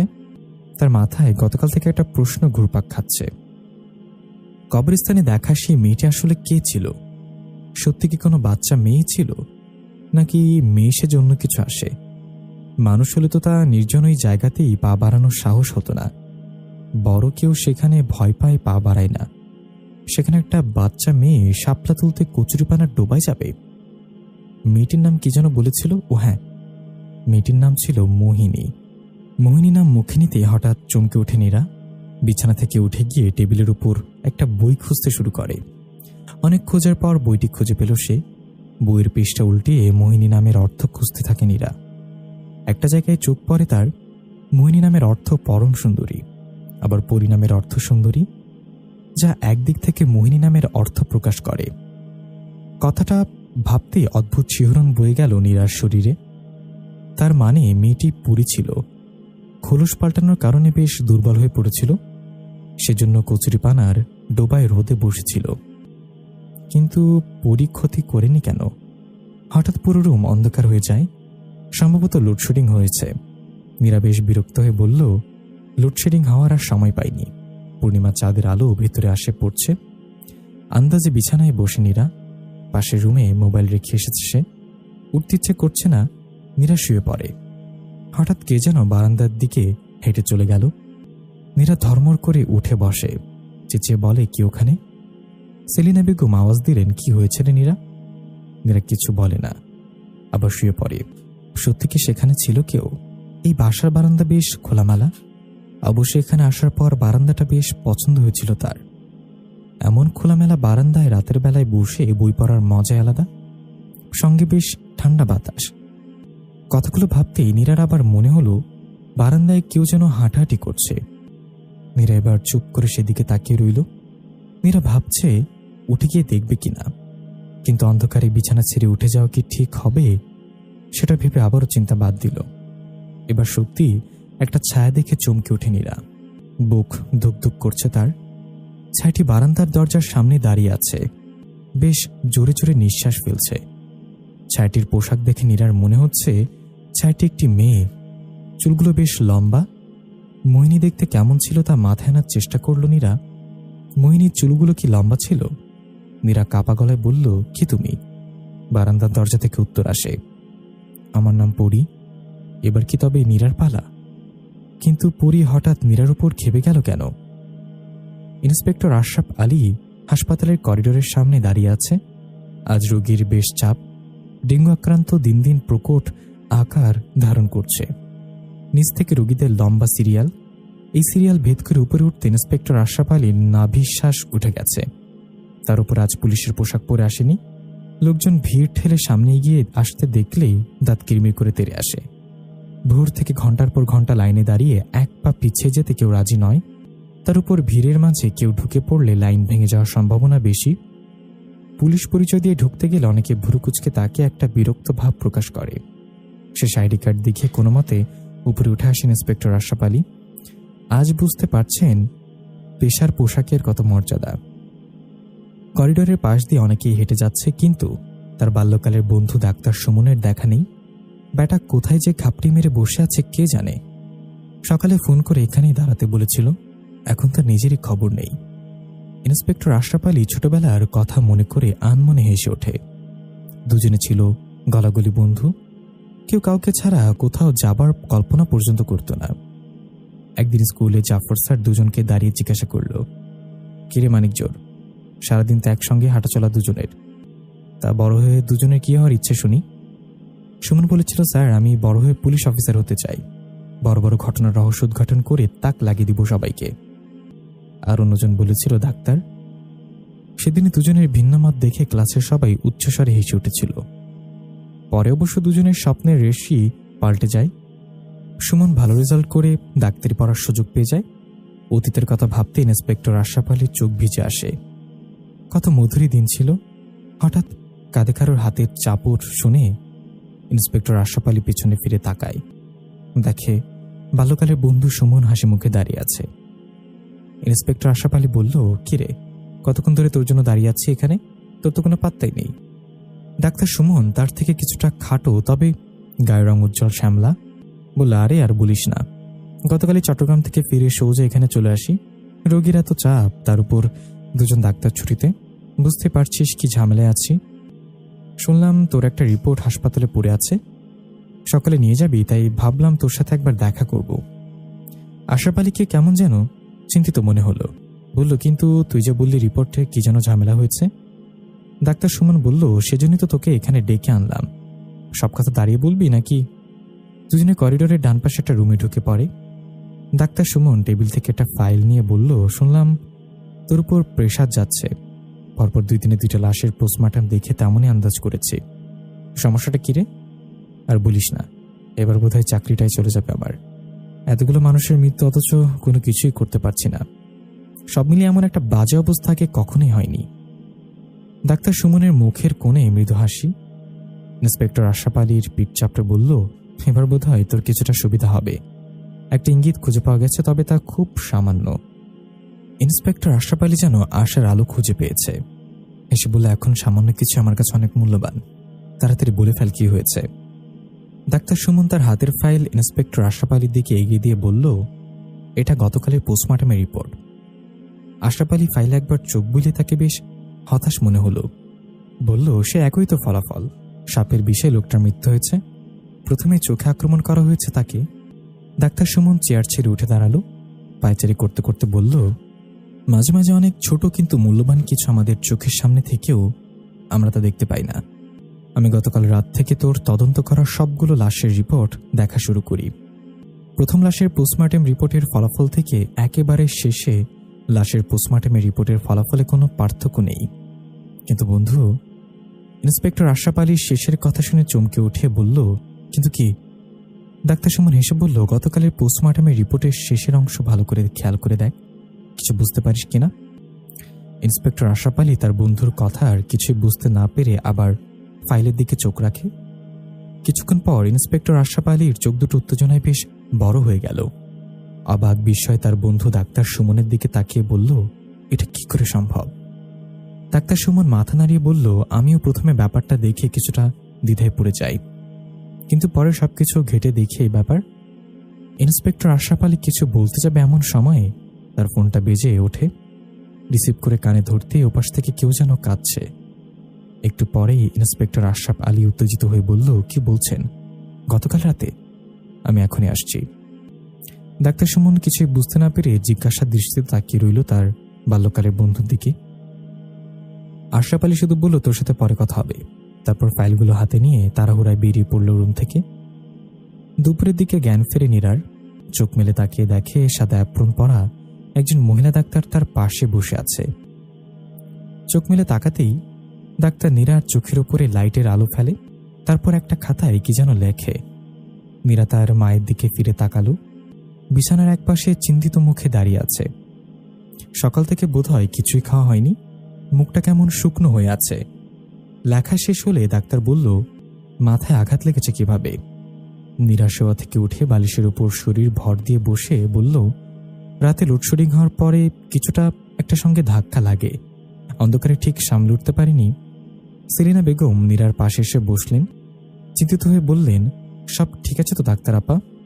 ডাক্তার বলল, চিন্তার কিছু নেই, মাথার পেছনে একটু ব্যথা পেয়েছে, ঘণ্টাখানেক শুয়ে বিশ্রাম নিলে একদম সুস্থ হয়ে যাবে। আর কিছু মেডিসিন আছে, তা সময় করে খাওয়াবেন। আমি আজ তাহলে আসি। মহিলা ডাক্তার চলে যেতেই সেলিনা বেগম নীরার মাথায় হাত রেখে বললেন, তুই কি আমাকে শান্তিতে থাকতে দিবি না? অন্ধকারে হাঁটতে বলেছিলে কে তোকে? চুপ করে বিছানায় শুয়ে থাকলে তো এমনটা হতো না। নীরা তার মায়ের কথায় জবাব না দিয়ে বলল, আম্মু তুমি আমার রুমে কখন এসেছিলে? সেলিনা বেগম বললেন, এই তো সকালে, তোকে ডাকতে এসে দেখি নিচে পড়ে আছিস। তারপরে তো চিৎকার করতেই বাড়িওয়ালা এসে ডাক্তার আপাকে ফোন দিলেন। নীরা আনমনে কিছু না ভেবে বলল, সকাল থেকে বারান্দি তুমি কিংবা অন্য কেউ গিয়েছিল?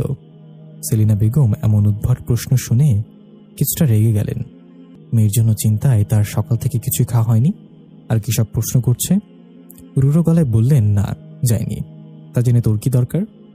নীরা জবাব না দিয়ে কথাটা এড়িয়ে গিয়ে বলল, আমার জন্য একটু স্যুপ করে নিয়ে আনতে পারবে? শরীরটা খুব দুর্বল লাগছে। নীরার কথা শুনে সেলিনা বেগম বেশ ব্যস্ত হয়ে পড়লেন। তাড়াতাড়ি উঠে দাঁড়িয়ে বললেন, এই কথাটা আগে বলবি তো, তা না করে কি সব অদ্ভুত প্রশ্ন করছিস? তিনি আরো কিছুক্ষণ আপন মনে কথা বলে চলে গেলেন বাইরে। নীরা কিছুটা সময় সামনের দিকে ঝুঁকে বসতেই একটা শব্দ বের হলো মুখ দিয়ে। মাথার পেছনে বেশ ভালোই আঘাত পেয়েছে সে। নীরা ভাবছে, সবাইকে তো মিথ্যা বলে ফেললাম, কিন্তু গতকাল রাতের ঘটনা তো আর মিথ্যা নয়। বারান্দায় একটি মেয়ে সত্যি দাঁড়িয়েছিল। চুলগুলো বেশ লম্বা ছিল মেয়েটির, কিন্তু অন্ধকারে কি পড়েছিল বোঝা যায়নি। নাম জিজ্ঞেস করতে উত্তর দিল তার নাম পরি। কিন্তু তারপরই ঘটল আসল ঘটনা। সাহস করে বিছানা থেকে নিচে নেমে বারান্দার দিকে এগিয়ে যেতেই মনে হলো কে একজন পেছন থেকে খুব জোরে আঘাত করল, কিন্তু জায়গা মতো লাগাতে পারিনি। একটা ছোটখাটো ধস্তাধস্তি হয়ে গেল তখন। তারপরই মাথায় জোরে আঘাত করে, আর কিছুই মনে নেই। গত রাতের ঘটনার সামনে দাঁড় করালে একটা প্রশ্ন আসে, সত্যি কি বড়ি আছে, নাকি পরি কাহিনীকে কাজে লাগিয়ে অন্য কেউ নতুন করে কিছু করতে চায়? নীরা বিছানা থেকে নিচে নেমে বারান্দার দিকে যায়। বেশ সাবধানে নিচের দিকে তাকিয়ে পা ফেলে।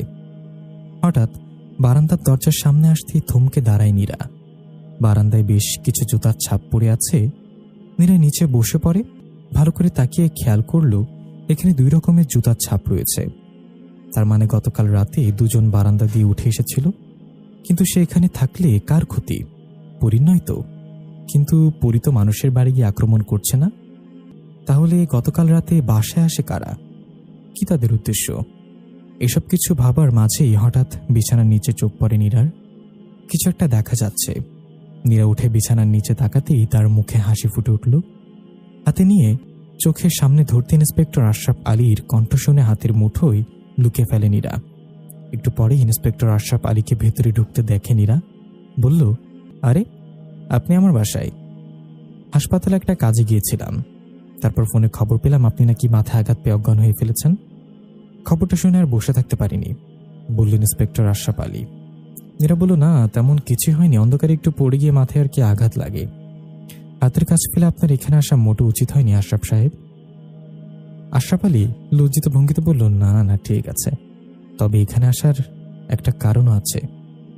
সেটা শুনলে আপনারও আমার মতো অবস্থা হবে, মানে পিলে চমকে ওঠার মতো অবস্থা।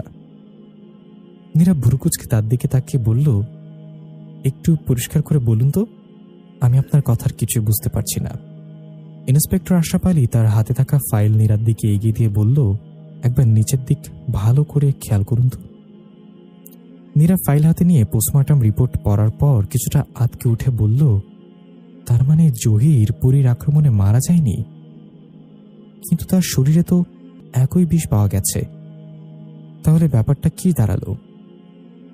ইন্সপেক্টর আশরাফ আলী বলল, আমার মনে হচ্ছে পরী বলে কিছুই নেই, সবকিছুই ফাঁকে থেকে কেউ একজন লোকগুলোকে মারছে, কিন্তু তাদের লাভ কি?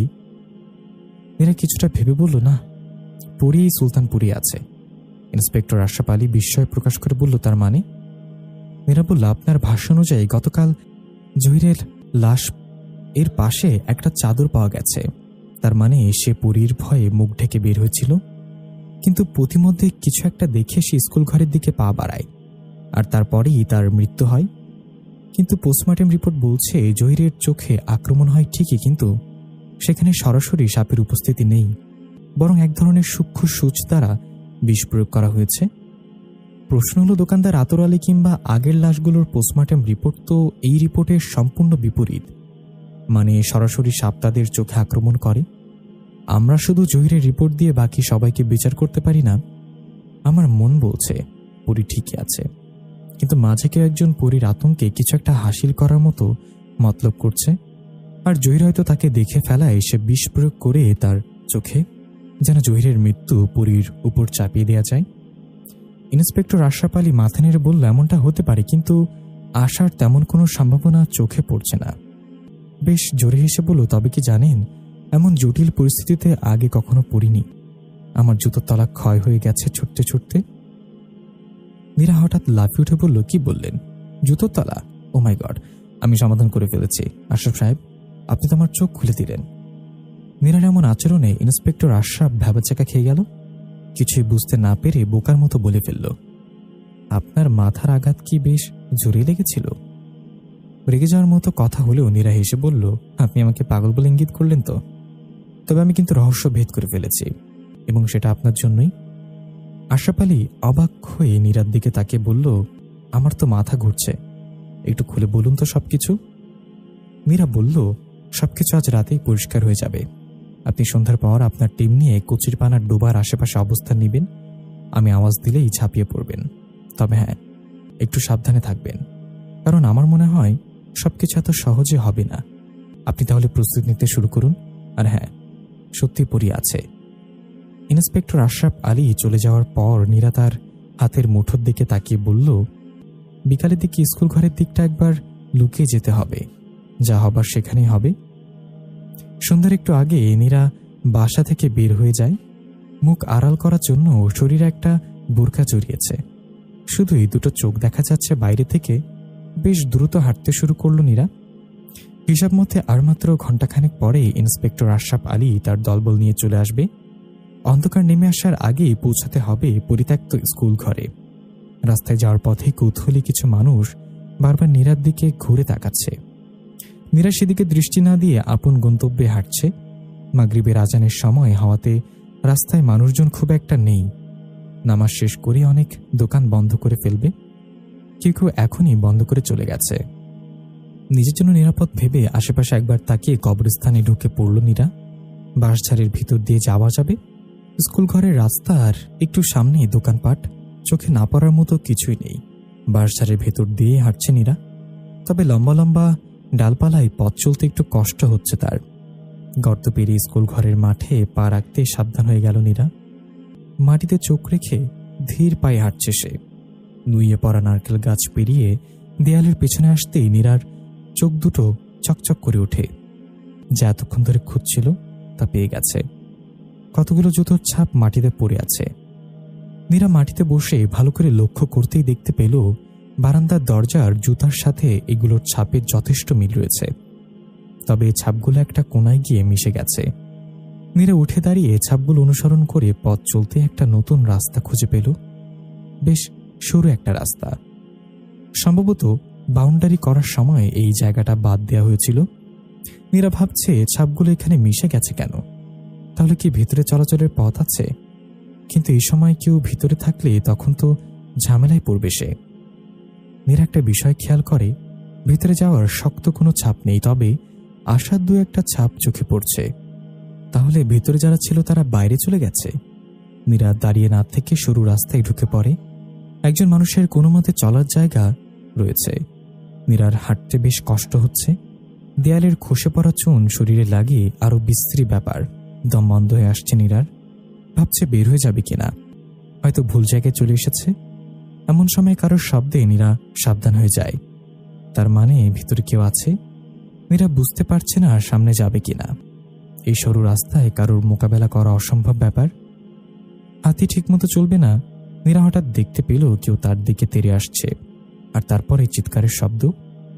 ইন্সপেক্টর আশরাফ আলী ঝোপের আড়ালে মাটিতে শুয়ে আছে। পিস্তল তাক করে আছে পরিত্যক্ত স্কুল ঘরের ফাঁকা জায়গার দিকে। তার দুপাশ দুজন করে 4 জন কনস্টেবল রাইফেল হাতে নির্দেশের অপেক্ষায়। মশার ভনভন শব্দে ইন্সপেক্টর আশরাফ আলীর বিরক্ত শেষ নেই। মনে মনে মশার 14 গোষ্ঠীকে গালি দিয়ে উদ্ধার করে ফেলছে। বিড়বিড় করে বলছে, কি বিপদে পড়লাম যে! একটা অপরিচিত মেয়ের কথায় নাচতে নাচতে এখানে এসে মশার কামড়ের মাঝে বসে আছি। যদি পড়ি থেকেই থাকে তাহলে আমরা কেন এখানে? কোনো হুজুর নিয়ে আসা বুদ্ধিমানের কাজ হতো। ডান পাশে থাকা কনস্টেবল মতিন বলল, স্যার, একটা মিলিটারি ভাব আসছে না? কাল সকালে তো পত্রিকায় আমাদের ছবি ছাপাবে। ইস, এমনভাবে ছবিটা আসলে কত ভালো হতো। ইন্সপেক্টর আশরাফ আলী রেগে আস্তে আস্তে বললেন, রাখো তোমার মিলিটারির অ্যাডভেঞ্চার। মশার কামড়ে ডেঙ্গু হয় কিনা তাই দেখো। ডেঙ্গু না হলেই এই রাতে পরিচা আসবে তা নিশ্চিত। প্রাণটা নিয়ে বাঁচতে পারলেই হয়েছে। কনস্টেবল মতিন ভয় কিছুটা সরে আসে। ইন্সপেক্টর আশরাফ আলীর দিকে, স্যার, আমার ভয় লাগছে। এমন সবাই কাঁধে হাত পড়তেই লাফিয়ে চিৎকার করে ওঠে ইন্সপেক্টর আশরাফ আলী। মীরা সঙ্গে সঙ্গে মুখ চেপে ধরে বলল, উফ, আপনি তো ভীতু কেন? এভাবে চিৎকার করলে তো আমার সব প্ল্যান মাঠেই মারা যাবে। আশরাফ আলী নিজেকে সামলে বলল, আমার জায়গায় আপনি থাকলে বুঝতে পারতেন। হঠাৎ কারো পায়ের শব্দে সবাই চুপ হয়ে গেল। সামনে তাকিয়ে দেখতে পেল অন্ধকারে 2 জন লোক হাঁটছে। ফিসফিস করে দুজনের মধ্যে কথা বলছে। খুব সাবধানে পা ফেলে স্কুল ঘরের ভিতরে ঢুকে পড়ল তারা। একটু পরেই মাটি খোঁড়ার আওয়াজ শুনতে পেল সবাই। খুব জোরে খোঁড়ার কাজ চলছে। একসময় ভিতর থেকে আনন্দের চিৎকারের শব্দ ভেসে আসে। তারপর সব আওয়াজ থেমে গেল। মীরা ফিসফিস করে বলল, আমি বললেই ফায়ার করা শুরু করবেন। আমার ধারণা ওদের কাছে বেশ ভালোই অস্ত্র আছে, আর এত বড় একটা কাজে অস্ত্র ছাড়া কেউ আসবে না। আশরাফ আলী ট্রিগারে হাত রাখে, সরু দৃষ্টিতে তাকায় সামনে।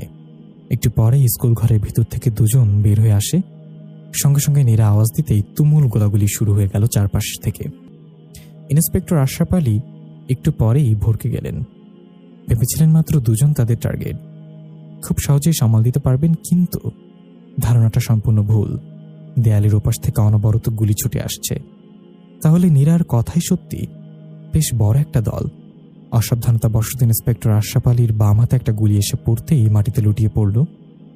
তার এমন অবস্থা দেখে বাকিরা অস্ত্র হাতে চুপ করে বসে রইল। নীরা এমন কিছু আন্দাজ করেছিল।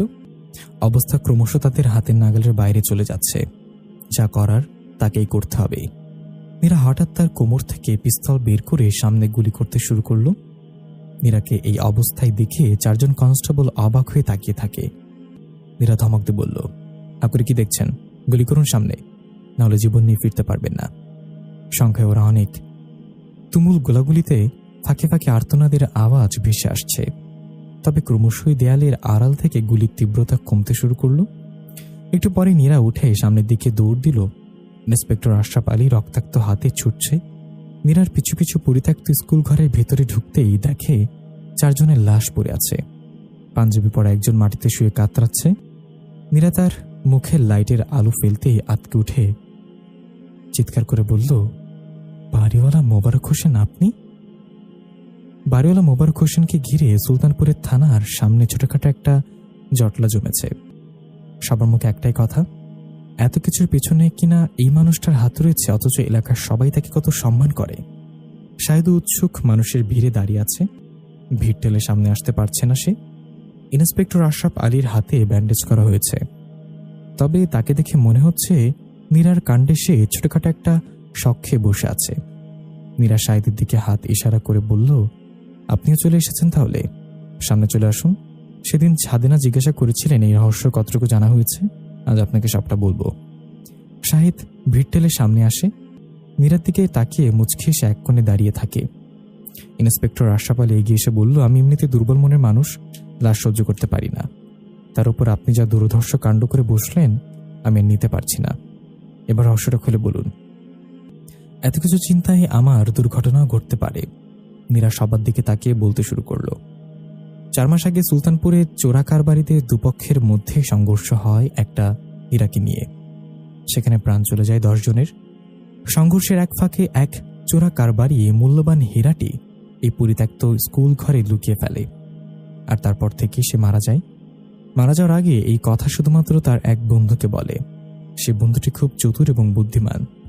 সে সুযোগ খুঁজতে শুরু করে কিভাবে সুলতানপুরে এসে সেই হীরা খুঁজে বের করে পালিয়ে যাবে, কারণ সেই লোকটি শুধু হীরার কথা বলেছিল, কোথায় পুঁতে রেখেছিল তা বলেনি। তো সেই চালাক লোকটি সুলতানপুরে এসে এমন কাউকে খুঁজতে শুরু করে যার দুর্বলতা থাকবে এবং পেয়েও যায়, কারণ সুলতানপুরের সবকিছু মোবারক হোসেন ভালো করেই জানেন। আর মোবারক সাহেবের তখন বাড়ি ফাঁকা থাকায় আর্থিক সংকটে ছিলেন। এদিকে ছেলেও খবর না নেওয়ার কারণে ব্যাংক থেকে লোনের টাকার জন্য চাপ পড়তে থাকে তার উপর। সব মিলিয়ে তিনিও অসহায় হয়ে 1 কোটি টাকা লোভে পড়ে যান। আর এত কিছুর মাঝেই সুলতানপুরে পরী নামে নতুন আতঙ্ক এসে ভর করে। 2 জন মানুষের মৃত্যুর পর পরীর ভয়ে মানুষ বাসা থেকে রাতের বেলায় বের হওয়া বন্ধ করে দেয়। এই সুযোগ কাজে লাগায় 2 জনে, আর রাত হলেই খুব সাবধানে হীরা খুঁজতে শুরু করে। সেই চতুর লোকটি পরীর কথা মাথায় রেখে নিজের কাছে একটা বিষে মাখানো সূচ রাখে, আর ব্যাপারটা কাজেও লেগে যায়। জয়ী সেদিন স্কুলে তাকে সামনে দেখা ফেলায় প্রয়োগ করা হয় জহিরের চোখের ভেতরে, যেন এটাও পরীর কাজ, এমনটা সবাই ভেবে বসে। সেদিন মোবারক সাহেবের বাড়িতে তেঁতুল আনতে গিয়ে একটা জিনিস আমার নজরে পড়ে। সবগুলো পত্রিকা তিনি বিক্রি করে দিচ্ছেন, কিন্তু এই চোরা কারবারকারী সংঘর্ষের ঘটনায় খবর ছাপানো পত্রিকা, যা কিনা 4 মাস আগের, তা নিজের বিছানার পাশে খুব যত্ন করে রেখে দিয়েছেন। ব্যাপারটা আমার কাছে কিছুটা খটকা লাগে। আর সেদিন রাতে লোডশেডিং এর সুযোগ নিয়ে 2 জন আমাকে আতঙ্কিত করার একটা চেষ্টা করে পরী সেজে, যেন আমি পরী রহস্য থেকে দূরে সরে আসি। তবে দুপুরবেলায় জুতোর ছাপ দেখে ফেলে বাড়িওয়ালা মোবারক সাহেব, আর খাটের নিচে আরও একটা জিনিস দেখে।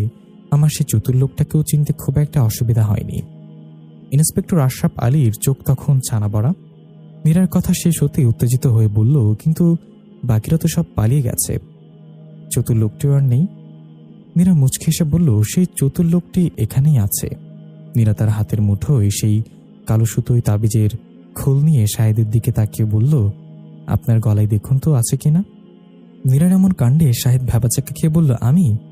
আপনার কোথাও ভুল হচ্ছে। গলায় হাত রেখে বলল, এই যে দেখুন, আমার তাবিজ আমার সাথে রয়েছে। মীরাকে এতটুকু বিচলিত মনে হলো না, বলল, আপনি খুব চতুর, গলা ফাঁকা দেখে এরকম একটা লাগিয়ে রেখেছেন। একটা আওয়াজ করতেই ভিড় ঠেলে হামিদ সর্দারকে বেরিয়ে আসতে দেখা গেল। মীরা বলল, আপনাকে জহির যখন থানায় নিয়ে যাচ্ছিল তখন মাঝপথে এই লোকটি তো নিজে যাবে বলে স্কুল ঘরের পেছনে বেঁধে রেখেছিল, তাই না? হামিদ সর্দার এক পলক দেখেই চিৎসে বলল, হ্যাঁ, সেই এই শয়তান বেঁধে রেখে কিছুই খেতে দেয়নি, ভেতরে যা গরম। উপস্থিত সবাই বুঝে ওঠার আগেই গুলির শব্দে সুলতানপুর কেঁপে উঠল।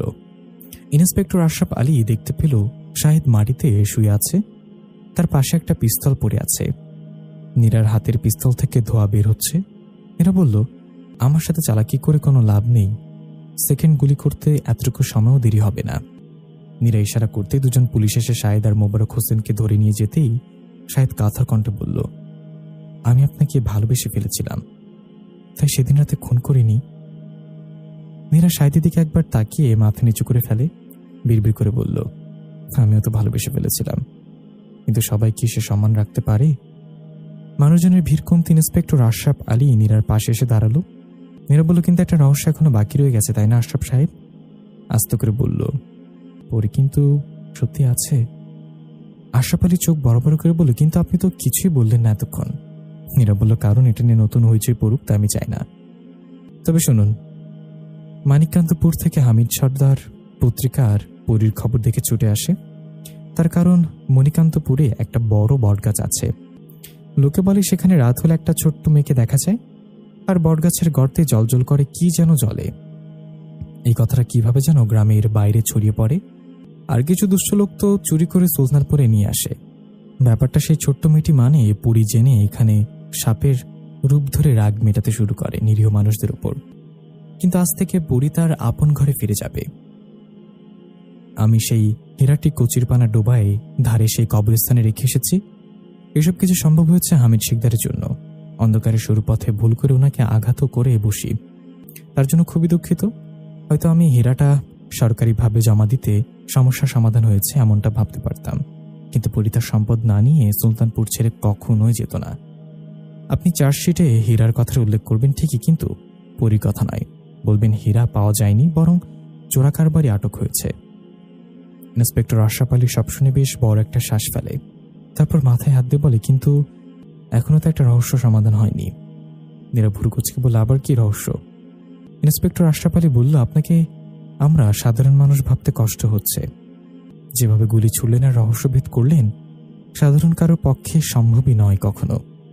নীরা মুচকে এসে বলল, আমি গোয়েন্দা বিভাগের সিনিয়র এএসপি জুবাইদা গুলশান কেয়া। ইন্সপেক্টর আশরাফ আলী সেলুট জানাতে গিয়েই ভুলেই গেলেন তার হাতে গুলি লেগেছে। ব্যথায় উহু করে চেঁচিয়ে উঠল।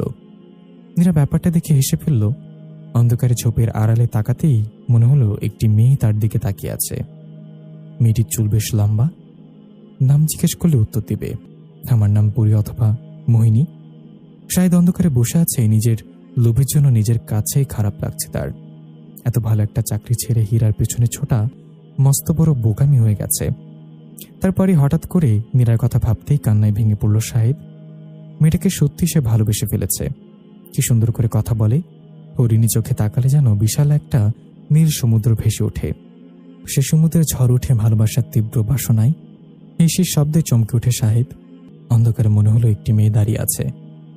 মেয়েটি মাথা নিচু করে কাঁদছে। কান্নার আওয়াজ শুনে শাহেদ সেদিন রাতের কথা মনে পড়ল। এমন করে রাস্তার মাঝে বসে কাঁদছিল মেয়েটি। শাহেদ কাঁপা গলায় বলল, কি তুমি? অন্ধকার থেকে উত্তর আসে, আমার নাম সেই পরি। তারপরে শাহেদের আর্তনাদের শব্দ। প্রিয় লিসেনার, কেমন লাগলো আপনাদের গল্পটি? গল্পটি ভালো লাগলে অবশ্যই আমাদের চ্যানেলটি সাবস্ক্রাইব করে আমাদের পাশে থাকবেন।